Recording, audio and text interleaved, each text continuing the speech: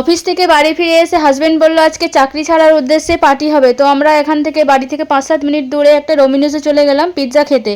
আমাদের live location হচ্ছে গুজরাট জামনগর। তো আমার বাড়ি হচ্ছে কলকাতা। আমরা চাকরির সূত্রে জামনগর গুজরাটে থাকি। তো আমাদের চাকরি শিফট হয়েছে, এখানে আমরা ডমিনোসে চলে এসেছি। এবার এখানে দেখছি 469, 1129, 609 কম্বো ছিল। তো আমরা 469-এর কম্বো নিয়ে নিলাম। এবার আমরা একটু ছবি তুলে নিলাম। এবার আমরা উপরে চলে এলাম, এসে কর্নারে একটা সিটে বসলাম। আমরা পিৎজার জন্য ওয়েট করছি, তো একটু ছবি তুলে নিলাম। পিৎজা চলে এসেছে এতক্ষণে। আমরা অর্ডার দিয়েছিলাম garlic bread, Pepsi, margherita pizza, farm house pizza. তো এবার আমরা খেতে শুরু করে দিয়েছি। দেখো, আমার মেয়ে পিৎজা খেতে খুবই ভালোবাসে এবং আমার হাজব্যান্ডও পিৎজা খেতে খুব ভালোবাসে।